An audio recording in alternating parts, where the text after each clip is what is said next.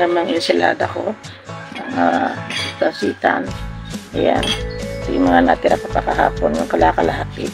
So, ngayon naman to. Ayan. Ibang combination naman. So, ito na. Kompleto na siya. Balik-balian na siya. Ito naman. Itong lettuce ko. Hinugasan ko yun sa asin. Tapos pinanggalan ko naman ito ng buto. And then, meron na po.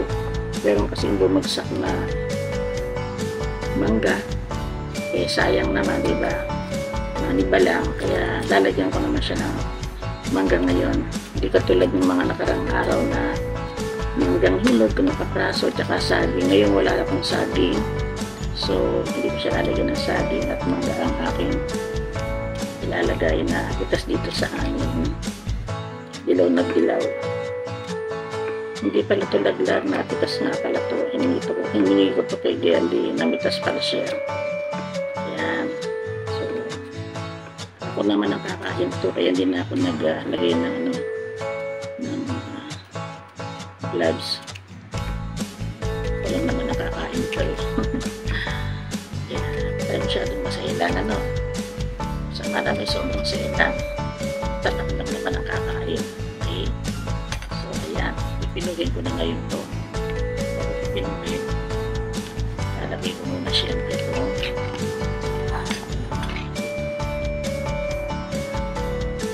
Dali, iiwain ko muna siya.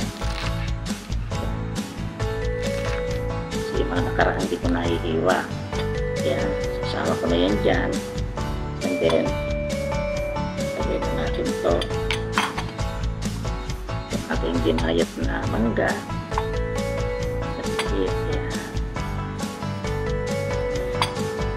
Kalahati lang. Hindi naman kasi pwede sa akin ng 10 mangga. O over tayo. Kasi iningatan ko yung aking diabetes. Yan. Trabaho nga lang ang gumawa ng ganito. Pero ang sarap na o kulay dilaw. Dilaw na. Ito na yung nagsisilbing pinaka-suka. Sabi kasi nila, bakit daw kung hindi naglalagay ng suka sa ensalada ko? Hindi ko na kailangan, di ba? Nakakain ko naman siya. Ba't lalagyan ko pa? Para doon merong lasa. Hindi na rin may lasa na kasi yan sa pamamagitan ng mga prutas. Matig ka kaunti. Kasi noong nakarang araw, di ba, ang nilagay ko saging, papaya, di ba? Ulit na natin ito.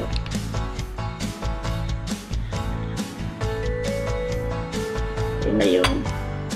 Mas importante yung kamatis. Hindi na rin ako naglalagay ng sibuyas. Kasi yung sibuyas, sa ibang luto ko na lang nilalagay. Parang hindi ko kasi makain yung sibuyas pag dito sa ensalada. Hindi ko type. Kanya-kanya tayo ng type, diba? Kaya ako, kailan sa akin to, kung anong kinalabasan ng aking mga pinagagawa, mas importante, gumagaling ako at nakakaramdaman ako ng maayos. Saka yung healthy talaga. Kaya na kayo, hindi ko na siya. Ako lang naman nakakain ito, walang ibang kakain ito kundi ako lang. Kaya kahit kamay nito yan, kailangan malinis ang aking kamay. Kaya ilang beses ako nagugugas. At ako nagluluto, nag-aasikaso ng mga kakainin ko. Wala akong ginawa kundi maghugas ng kamay.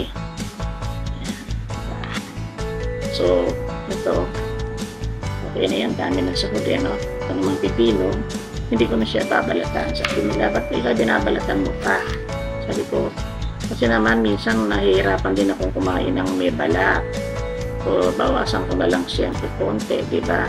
Ba't nga ba hiniwa ko kaagad, di pa nababalatan? It's okay. Wala kasing imposible pag gusto mong gumawa ng kakainin mong personal, di ba? Ako ganun eh. Basta pagkain kong personal, hindi na kailangan ng selang-selang pa. Kaya lang ako nag-gloves ng isang araw eh. May papaya kasi sobrang lambot. Ayan, ganyan. So, ayan. Diba kasi kasi naglalagay ng suka, paminta, asin. Ako sa totoo lang, hindi ko na nilalagyan ng asin kasi bawal naman din sa akin ng maasin. Dahil nga pataas ng ano ko, uric, diba? May problema sa uric. Okay, finish na. Pwede na to.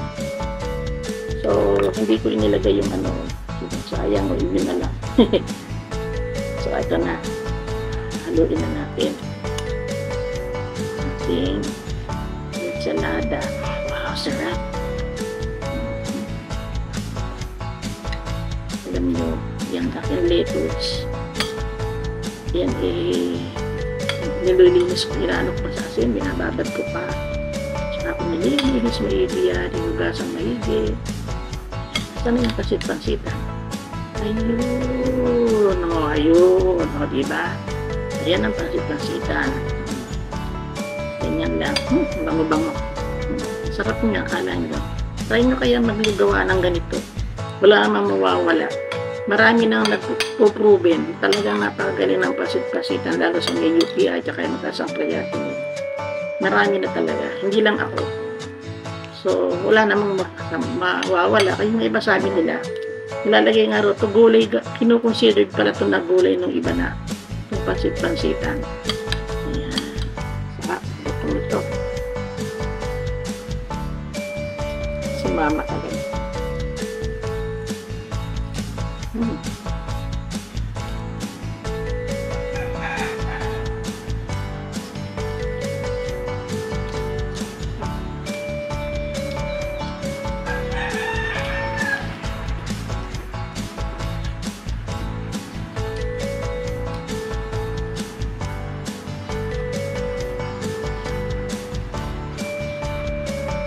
Pasit-pansitan.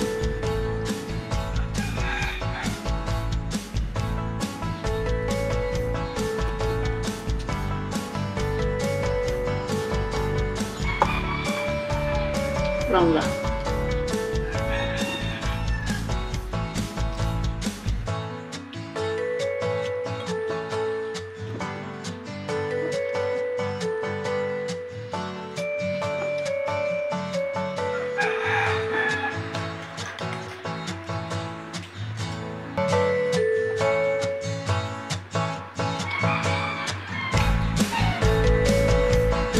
Thank you for watching. See you on my next vlog. Bye-bye.